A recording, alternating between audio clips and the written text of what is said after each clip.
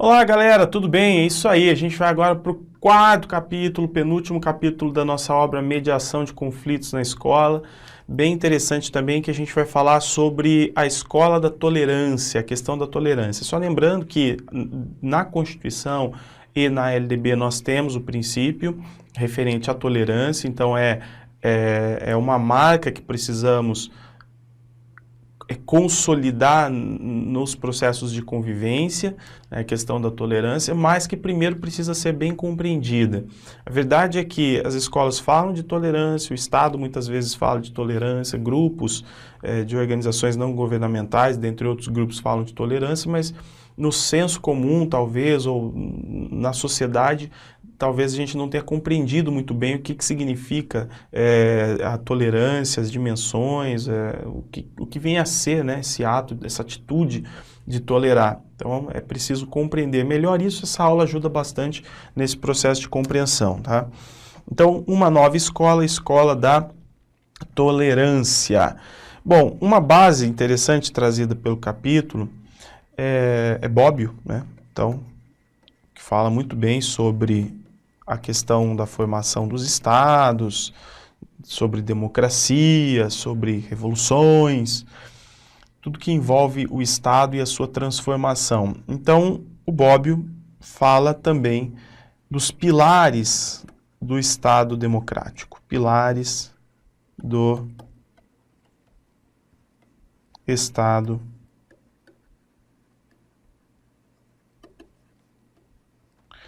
democrático, ok?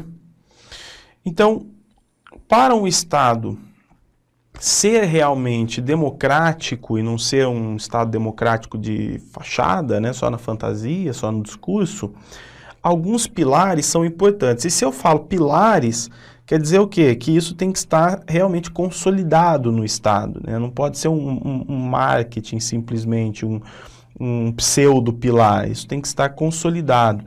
Primeira coisa, gente, é o ideal da tolerância. Tá? Então, esse Estado democrático, ele depende da consolidação do ideal da tolerância. Só lembrando que isso aqui não pode existir só no discurso, como eu acabei de falar, tá bom? Então, o Estado democrático, gente, ele pressupõe o quê? Convívio entre os diferentes. Então, convívio adequado, harmônico, tá? Entre os diferentes. A partir do momento que a gente começa a falar de Estado democrático, a gente vai mudando a forma de entender democracia. Tradicionalmente, como que a gente entende democracia? Como aquilo que é fruto da vontade da maioria, não é? Até porque o processo eleitoral é assim. Quando a gente está diante de processos de escolha, a democracia ela sempre vai usar esse formato, né? Então a maioria decide, sem assembleias e tudo mais.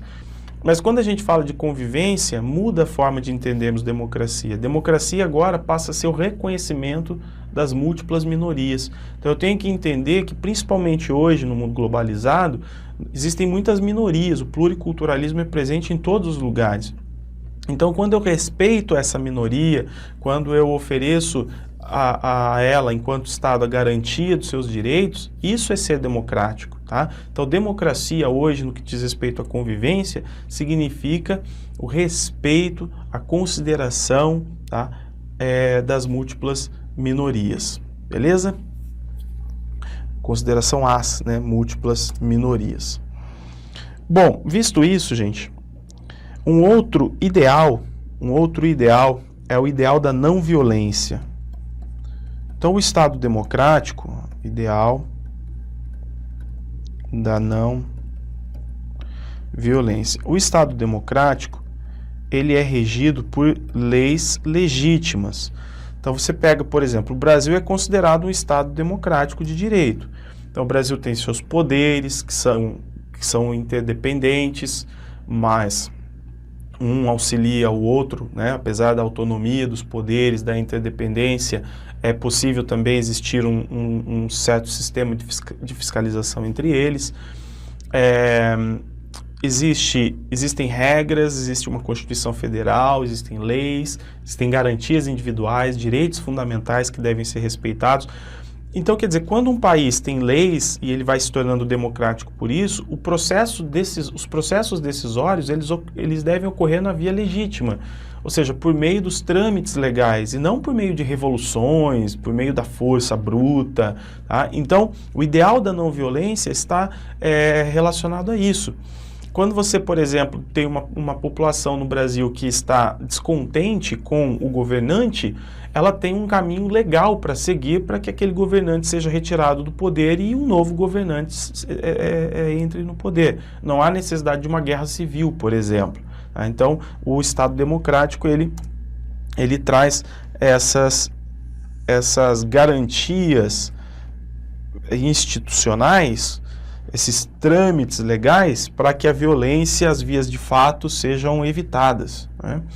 Depois a gente tem também as regras formais da democracia, que é sequência do que eu estou falando. As regras formais são justamente o quê? Da democracia. São as leis. São as leis que devem ser respeitadas. Ah, mas a lei é injusta, então muda a lei. Então usa o trâmite existente para mudar a lei dentro do processo adequado, ok? É óbvio que isso depende da classe política, e aí entra em outra situação, né? Entra na questão polêmica. Mas as regras formais existem, elas precisam ser respeitadas, e se elas não são boas, elas devem ser discutidas. Acontece que essas regras formais são representadas, na verdade, pelas técnicas de convivência, né? Então, nos estados democráticos existem as técnicas de convivência, segundo Bobbio, que nada mais são do que procedimentos trazidos por lei para manter a ética, a harmonia social. Tá? Outro ponto fundamental que é pilar do Estado democrático, esse é muito importante, é o ideal da renovação. Tá? Ideal da renovação. Vamos lá, ideal da renovação. O que é o ideal da renovação? Então, esse ideal aqui, ele permite o livre debate de ideias, ou debate livre de ideias.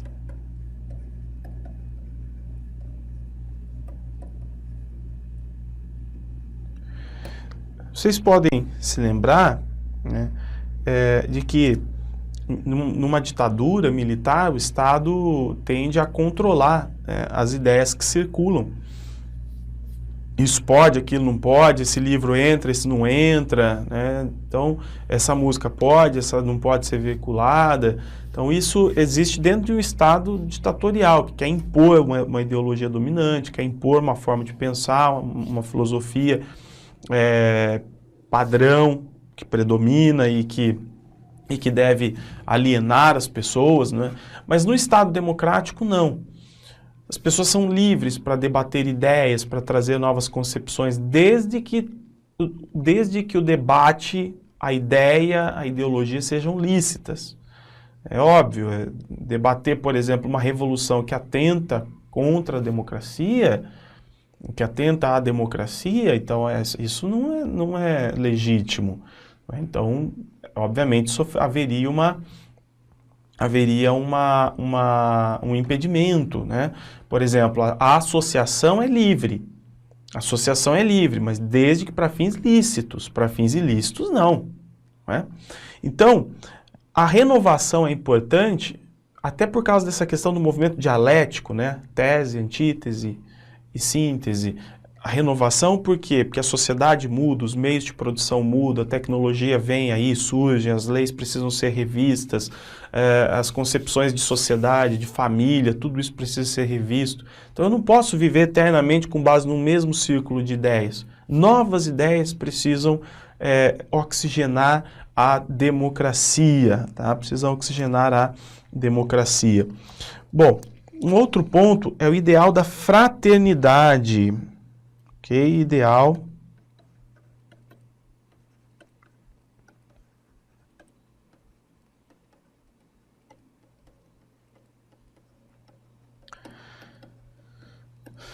da fraternidade. O ideal da fraternidade é bem interessante porque ele acaba sendo um pré-requisito para as relações. Quer dizer, se não há fraternidade, a possibilidade da desavença e da violência, ela é muito grande, né?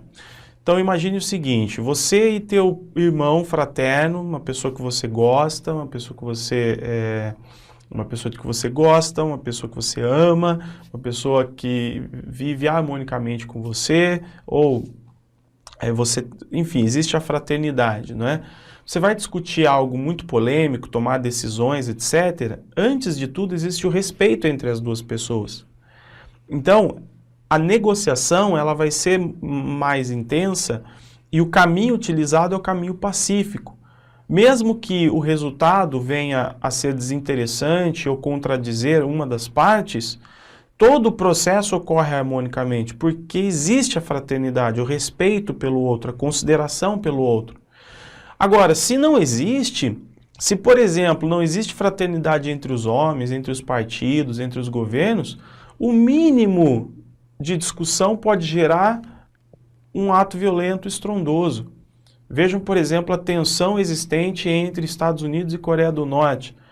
Cada vez que um espirra de cada lado já gera um motivo para chantagem, para pressão, especulação.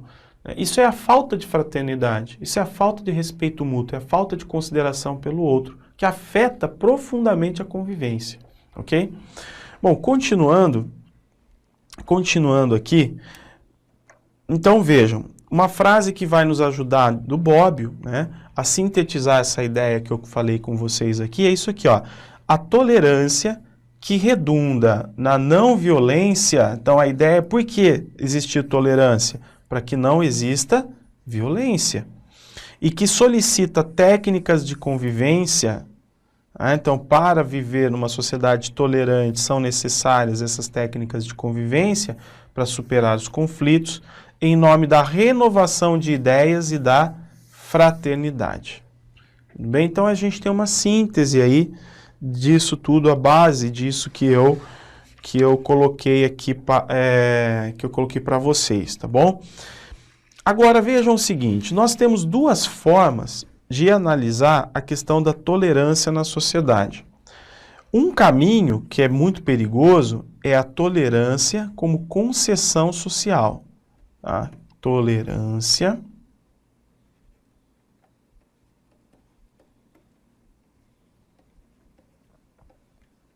como concessão social. Ó, cuidado com esse caminho. Por que cuidado com esse caminho, gente?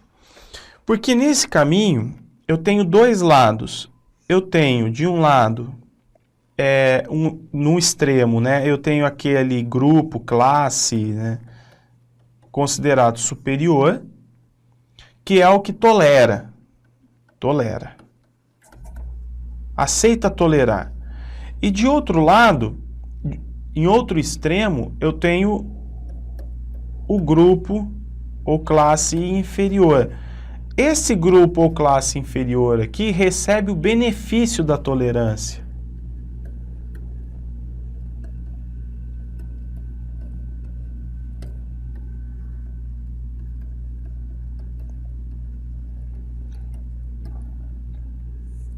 Ok? Então, vejam comigo o seguinte, analisem comigo o seguinte, ó.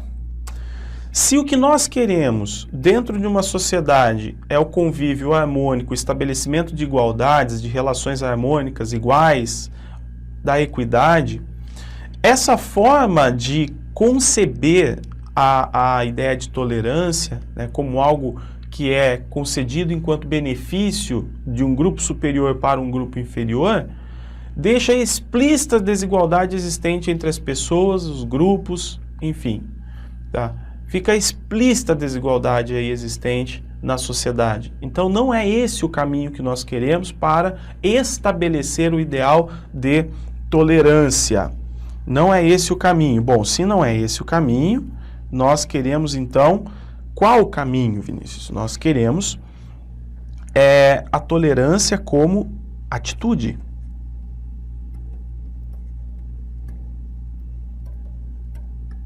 Tolerância como atitude.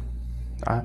A tolerância como atitude, ela está relacionada à postura do sujeito, à capacidade da pessoa de ler a realidade e de agir em prol dessa harmonia que nós buscamos. Então, aqui, a ação de tolerar é uma prática cotidiana. Tá? Aqui eu tenho a ação de tolerar como prática, como uma prática de um sujeito que está convencido de que é a melhor forma de conviver, né? Ou seja, tolerar, e óbvio que a gente pode evoluir, né? Além de nós podemos superar essa ideia da tolerância. Num primeiro momento eu posso tolerar porque entendo que é o melhor caminho, é o sentimento que eu tenho, não é um rótulo apenas, é o sentimento de respeito ao outro, enfim, mas isso pode evoluir para uma convivência muito mais próxima, de aproximação, que é o outro estágio. Eu não só tolero, como também dialogo, convivo, troco ideias, troco relações, né? De trabalho, relações sociais, enfim. Nós podemos superar, inclusive, então, esse estágio da tolerância, evoluir. Agora, o que é fundamental é que, quando nós falamos de tolerância, ela é muito importante e ela está diretamente relacionada à ideia de diversidade. Então, quem eu tolero, quem eu preciso aprender a tolerar? O outro, tá? E o outro a mim. Então essa é a relação. A diversidade, ela depende da tolerância, a tolerância depende da diversidade, é uma relação aí existente, tá? E aqui eu também quero colocar para vocês o seguinte, o impacto que a globalização causa. Globalização. Por quê? Porque a globalização permite o processo de miscigenação cultural. É óbvio que existe um lado miscigenação cultural. É óbvio que existe um lado negativo da globalização, visto por muitas pessoas de pensamento principalmente progressista, que é a homogeneização cultural. A homogeneização é a imposição de serviços e de bens produzidos pelas grandes multinacionais, pelos monopólios e oligopólios existentes.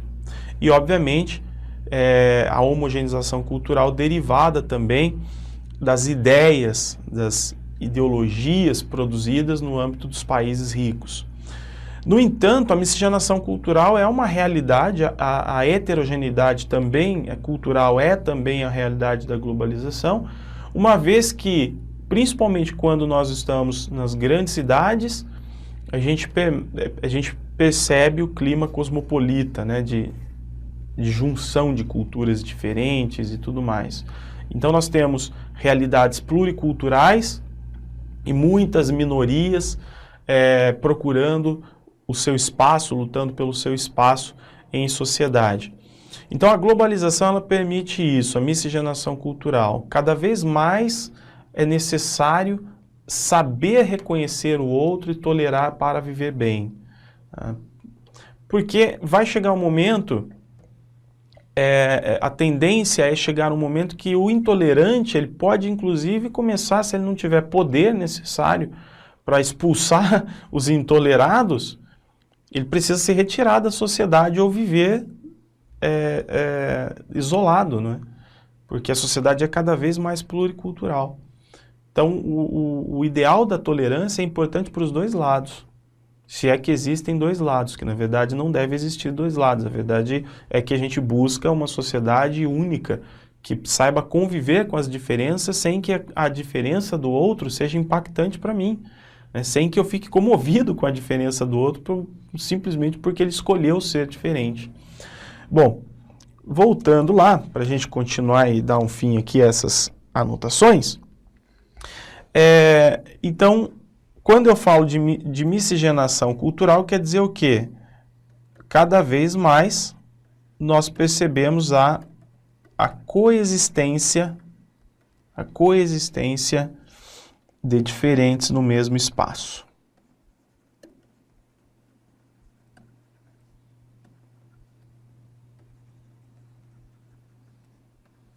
No mesmo espaço, ok? Bom, agora, se eu estou falando de coexistência e obviamente que eu não quero violência, então uma coexistência sem violência vai depender de duas coisas, gente. Primeiro, depende de uma neutralidade do Estado. Como assim, Vinícius? Neutralidade do Estado é o seguinte, tem tudo a ver com um Estado democrático de direito. É o Estado que não persegue determinados grupos sociais. Então, ele reconhece todos os seus cidadãos e concede direitos a todos eles. Liberdade religiosa, de pensamento, tá? De associação, desde que para fins lícitos. É o caso do Brasil. O Brasil é um país pluricultural, multicultural, mas é um país que também não apenas reconhece aquele sujeito da cultura diferente, aquele imigrante que veio de fora, como concede direitos a ele. Os imigrantes têm direitos no Brasil. A Constituição oferece esses direitos para que eles possam viver bem. Então, a neutralidade do Estado é o respeito à condição da pessoa e a compreensão de que ela, se ela está ali, se ela vive legalmente naquele Estado, ela é membro efetivo desse Estado e precisa ser respeitada e precisa ter a proteção do Estado.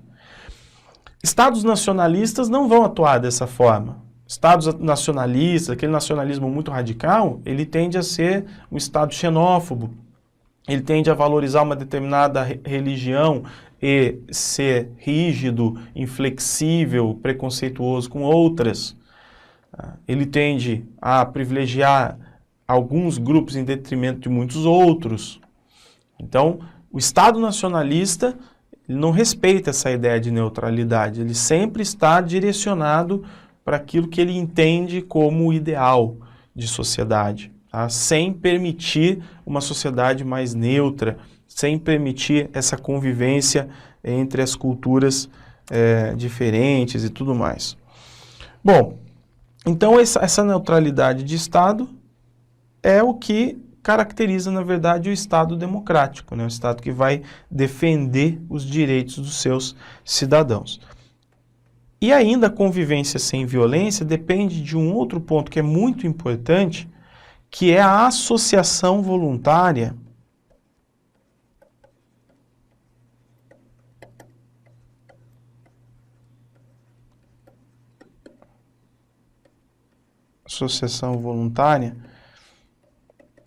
ao estado de não violência. E isso depende muito do sujeito, de não violência e de tolerância, não é? Isso aqui depende do sujeito, da pessoa. Então, quer dizer, a pessoa, o cidadão, ele está convencido de que a melhor forma de viver é respeitando o outro, buscando engrandecer e cultivar cada vez mais o espírito, o sentimento da tolerância, da convivência, tá? Então, eu, por exemplo, enquanto cidadão, quando eu me abro para a convivência harmônica e para a tolerância, eu estou me associando voluntariamente ao estado de não violência. Eu estou querendo fazer parte, do ponto de vista cultural, dessa nova realidade que tem que ser construída. Agora, quando eu fico preso a grupos xenófobos, quando eu fico preso a ideias preconceituosas, quando eu fico preso a determinadas resistências, então eu passo a não ser um membro ativo dessa luta pelo Estado pacífico, pelo Estado da boa convivência, tá? E obviamente que nós aprendemos isso, porque a gente tem que entender o seguinte, o preconceito a intolerância, isso é socialmente construído. A criança, por exemplo, ela não é assim. A criança, ela não vê maldade, ela não vê gordo ou magro, feio ou bonito, negro ou branco, ela não vê nada disso. Conforme ela vai assimilando a sociedade, ela vai indo para um caminho ou para o outro e vai se tornando mais preconceituosa ou não. Então, a violência, o preconceito, a intolerância são coisas socialmente produzidas. Nós aprendemos em sociedade. Da mesma forma, eu posso aprender também a não ser intolerante. Eu posso aprender a não ser preconceituoso, a não ser racista. Tá? Então, também podemos aprender. E aí está a escola, a família, para se integrar e ajudar o sujeito, o Estado, de forma geral, né, que devem se articular e integrar o sujeito nesse processo de formação para a convivência, aliás, que é um pilar da educação para o século XXI, o saber ser, né, o saber saber, o saber fazer, o saber conviver. Então é fundamental para a educação no século XXI olhar para esses pilares e trabalhar em prol deles lá no âmbito do currículo, ok? Bom, então eu vou colocar aqui o importante papel da escola e da família nesse processo. Mas, da família a gente já sabe, então eu vou frisar aqui o da escola. Por que o da escola, Vinícius? Porque, gente, a escola ela tem a possibilidade de discutir uma série de questões com os alunos. Ela pode discutir as questões envolvendo a sexualidade, a questão do masculino, do feminino. Ela pode discutir questões envolvendo homofobia. Tá? Ela pode discutir questões sobre diferença de renda, desigualdades, torcida de futebol, tudo aquilo que gera conflito. Torcida de futebol, opiniões, ideologias, religião. Então, a escola, ela pode trazer para o âmbito dela discussão sobre esses temas, sempre buscando o ideal da tolerância e da harmonia no convívio. Tá? E o estudante, ele precisa entender o conflito. A escola não pode alienar o estudante, não pode distanciá-lo da ideia do conflito. Ela tem que aproximar o estudante da ideia do conflito. Ele precisa saber que os conflitos existem, por que existem e como nós podemos combater isso. Tá? Como eu posso me tornar tolerante combatendo todas as formas de conflito decorrentes desses pontos que eu acabei de analisar e que a escola pode discutir no âmbito do currículo. Em todas as disciplinas, em eventos diferenciados, em painéis de debates, em seminários. Tá?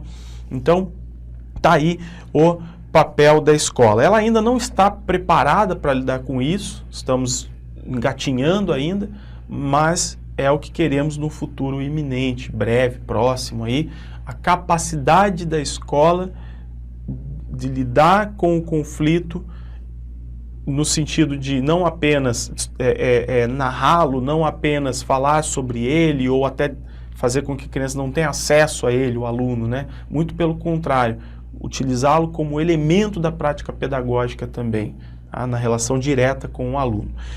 Bom, pessoal, terminamos esse capítulo, finalizamos. Até a próxima aula, até o capítulo 5, que é o último da obra. Até mais.